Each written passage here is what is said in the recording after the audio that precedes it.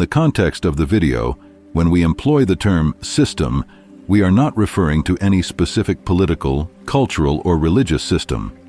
Instead, we are delving into a profound concept that underlies all these systems. This concept is what drives a multitude of human behaviors and mental states, including anger and anxiety. It can be best described as the enslavement to the whims of our environment. Upon contemplation of what has been philosophically examined in texts like The Human Condition, it becomes evident that many of us are significantly influenced and controlled by the external world. Our happiness often seems to depend on obtaining what we desire from this external world. Conversely, we experience sadness when it takes things away from us. The approval and disapproval of others wield a profound influence on us. Praise uplifts us, while criticism makes us miserable.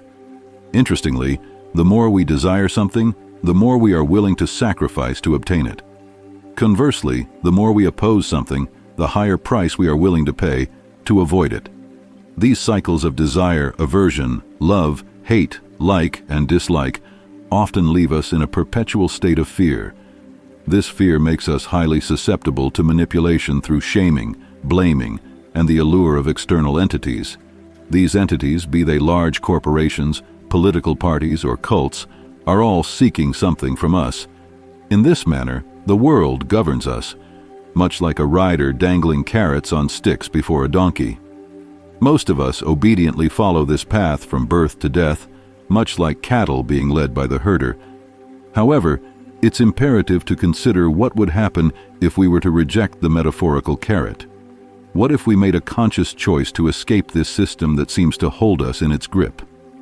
Stoicism, an ancient philosophical school of thought, revolves around the idea of attaining freedom from the whims of our environment. It's essential to clarify that achieving freedom from this system doesn't entail destroying our surroundings. The external world isn't to blame. It operates according to its own principles. While we do have some influence, we ultimately cannot control it. The outside world, with its inescapable conditions like sunshine, rain, and wind affecting a farmer's crops, imposes itself upon us.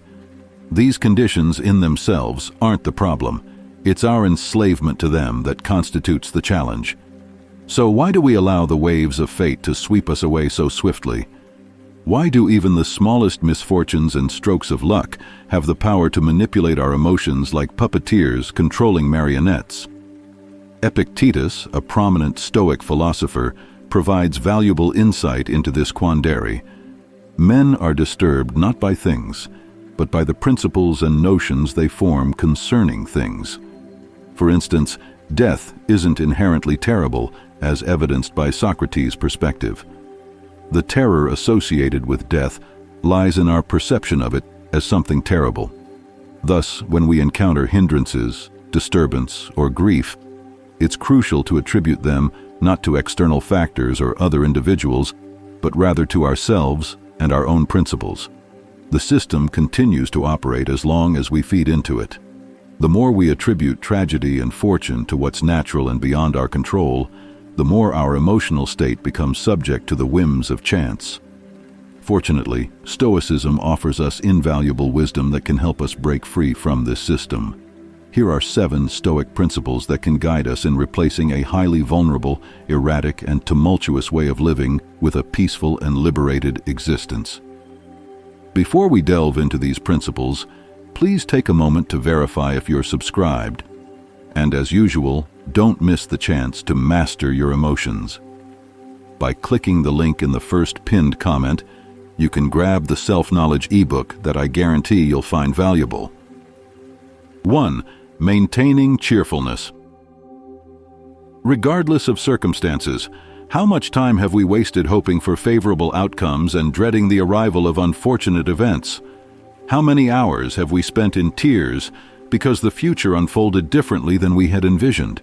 Humanity has become adept at grappling with fate and consequently enduring the inevitable pain it brings. Our resistance to uncertainty has become a lucrative industry, and our fear of adversity provides an opportunity for exploitation. Many attempt to sell us promises for the future, offering illusions of safety, protection for ourselves and our loved ones. and guarantees of avoiding unpleasant experiences. As slaves to our preferences and aversions, we try to outsmart fate by manipulating our surroundings to ward off misfortune. However, we cannot lock every door in the vast mansion of life, nor can we patrol every street and alley of reality. Despite investing substantial time, effort, and money in protective measures, fate always prevails. Therefore, true escape from the system lies in accepting whatever comes our way instead of paying a hefty price to futilely resist the inevitable. By embracing this perspective, we are less likely to allow others to capitalize on our fears, and we will experience less disturbance when adversity strikes. In the words of Seneca, "Why then should we be angry? Why should we lament? We are prepared for our fate. Let nature deal as she will with her own bodies. Let us be cheerful, whatever befalls." 2. Diminishing concern for reputation. Stoics view reputation as a preferred, indifferent. It's pleasant to possess, but it's not essential for happiness. Moreover, like anything external, reputation is ultimately beyond our control. Some individuals spend a lifetime meticulously crafting a good reputation only to see it shattered by a single misstep. Conversely, others lead lives of misconduct and complete disregard for their societal standing, yet suddenly attain fame and admiration by chance. The conclusion is clear: reputation is as capricious as the wind. The more we value our standing, the more we become reliant on the opinions of others, which are inherently unpredictable. Additionally, when we overly concern ourselves with others' opinions, we make ourselves susceptible to manipulation and exploitation. Ultimately, we become enslaved to the environment. Epictetus argued that our desire for a good reputation should not hinder our mental well-being. If necessary, we should be willing to accept things like shame, blame, exclusion, and ridicule, if doing so allows us to attain tranquility and freedom. These latter states are within our control and thus unaffected by and independent of the opinions and judgments of others. 3. Developing the skill of endurance. Most of the time when we find ourselves in an undesirable situation, our immediate inclination is to seek a quick escape. However, this is not always possible. Consequently, we often resort to complaining, lamenting, and feeling miserable, believing that we are entitled to a better circumstance. In truth, we are not fundamentally entitled to anything, and many times the best approach to handling a situation is to endure it. How often have we strayed from our chosen path, betrayed our moral compass, or compromised our values simply because we were averse to enduring pain? Pain wields great power, compelling good people to engage in unethical behavior or refrain from performing virtuous deeds. Pain remains a tool for control, and in our endeavor to evade it, we inadvertently fall into the trap set by those attempting to exert control over us. Thus, we become willing to trade our freedom for a little respite from pain and discomfort. If enduring painful situations proves to be challenging, we can turn to the wisdom of Marcus Aurelius. His meditations teach us that endurance isn't necessarily negative. Endurance can serve a purpose, offering something beneficial to us, even if its consequence might be death. In his words, everything that happens is either endurable or not. If it's endurable, then endure it. Stop complaining. If it's unendurable, then stop complaining. Your destruction will mean its end as well. Just remember, you can endure anything your mind can make endurable by treating it as in your interest to do so, in your interest or in your nature. This approach can be likened to Albert Camus' interpretation of the Greek mythological figure Sisyphus. The gods condemned Sisyphus to eternal pushing a rock uphill. His path to liberation lay in fully embracing his fate, such that his punishment ceased to be punitive. 4. Letting go of people. Strong attachments to individuals can have profound and often detrimental consequences. These attachments can lead us to a point where the fear of losing the person we're attached to starts dictating our lives, compelling us to make desperate moves to avoid the inevitable separation. The love story between Padme and Anakin in the Star Wars prequels vividly illustrates the dangers of unhealthy attachments, showcasing how they invite dark forces to manipulate and enslave us. Palpatine effectively exploits Anakin's fear of losing Padme, resulting in dire consequences. Had Anakin approached love differently, not in a suffocating, fearful, and possessive manner, but based on freedom, trust, and detachment, the dark side would have been powerless over him.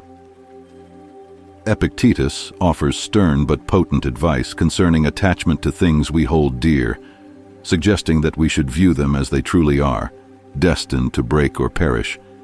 He advises us to remind ourselves that our fondness extends to general categories, not specific instances. For example, if we love a ceramic cup, we should understand that it's our fondness for ceramic cups in general. This way, if it breaks, we won't be unduly disturbed. Likewise, if we kiss our child or spouse, we should perceive that as human beings, so we won't be devastated if they were to pass away. 5. Letting go of material possessions. The societal rat race, where people invest countless hours in jobs they despise and endure exhaustive routines, is driven by the relentless pursuit of material possessions. Society conditions us to believe that happiness is conditional, hinging on various external circumstances, such as a specific income, social status, a particular group of friends, or a house in the suburbs. As long as we lack these, we're made to believe we cannot be happy. However, we need to question the worthiness of these pursuits. These pursuits primarily fall under the domain where fate and fortune hold sway. Engaging in this pursuit is akin to wrestling with forces we can never truly overcome. In his letter to Lucilius, titled On True and False Riches, Seneca questions the value of these material possessions. The gilded couches, jeweled furniture, and the like, do they genuinely bring us happiness, or are they tools for flaunting a facade of the good life? Seneca argues that our happiness should not be contingent on anything external, whether it's riches like gold and silver, or even the most basic necessities like water and porridge. This perspective renders us independent of external circumstances, regardless of how trivial. Seneca further contends that true freedom is enjoyed not by the person slightly influenced by fortune, but by the individual over whom fortune holds no power whatsoever. He refers to the words of his teacher, Attalus, emphasizing that dwelling on these ideas allows us to strive not merely to appear happy, but to genuinely be happy, finding contentment within ourselves rather than seeking validation from others. 6. Empowering our responses. When faced with provocation, insults, or any attempts to offend, our instinctive reaction often leans toward anger and hostility. In this way, the system grants others the power to make us feel bad, allowing their behavior to influence our own actions. Individuals displaying unpleasant traits, such as being obnoxious, toxic, narcissistic, or psychopathic, can infiltrate our lives much like persistent rain clouds, hoping to shower us with their malice, aiming to make us suffer. However, we possess a crucial choice, as Viktor Frankl noted. Between stimulus and response, there is a space. In that space is our power to choose our response. In our response lies our growth and our freedom. If we respond to these individuals with anger, fear, or hostility, we essentially hand over the key to our emotional well-being. Conversely, choosing to be indifferent to them prevents them from infiltrating our hearts and minds, merely polluting the space around us. By making this choice, we safeguard our freedom and inner tranquility. The lesson here is clear. We are only slaves if we choose to be or fail to realize that we have the power to choose freedom. 7. Embracing mortality. Some argue that the fundamental root of all fears is the fear of death, similar to the fear of pain. The fear of death can significantly shape our way of life. The Stoics contend that a virtuous life holds greater significance than a long life. While we have no control over the length of our life, we do possess agency over the quality of the life we lead. Fearing death might lead us to exist merely to avoid it rather than truly living and making life exceptional. This fear prompts us to constantly evade even the slightest hint of danger and seek circumstances that provide an illusion of safety, turning us into anxious sheep following any shepherd promising another day of light. However, no shepherd can save us from life's inevitable consequence, the disintegration of our perceived selves and the return of our physical bodies to nature. Fearing death is futile and, worse, dangerous, potentially preventing us from living courageously and virtuously. Marcus Aurelius argues that death, too, is a natural occurrence, akin to growth, maturity, or the first gray hair. Everything comes into existence, passes away, and transitions. A thoughtful person should anticipate death, not with indifference, impatience, or disdain, but by acknowledging it as one of life's inevitable events. In the same way we anticipate a child's emergence from its mother's womb, we should await the hour when our soul will emerge from its earthly vessel. Thank you for watching this video and taking the time to explore these Stoic principles. Remember, by embracing these teachings, you can free yourself from the shackles of external influences and find tranquility and freedom within yourself. As you continue your journey, I encourage you to delve deeper into Stoicism and its practical applications in your life. The wisdom of the Stoics can help you navigate the challenges of the modern world, making you more resilient, content, and self-reliant. If you've enjoyed this content and want to dive further into self-improvement and personal growth, don't forget to check out the ebook mentioned in the pinned comment. It can be a valuable resource on your path to mastering your emotions and unlocking your true potential. Finally, if you found the video helpful, please show your support by liking and subscribing to our YouTube channel. If you have any questions or require further information, don't hesitate to leave your comments below. Thank you for being a part of our community, and may you find the peace and liberation you seek on your journey.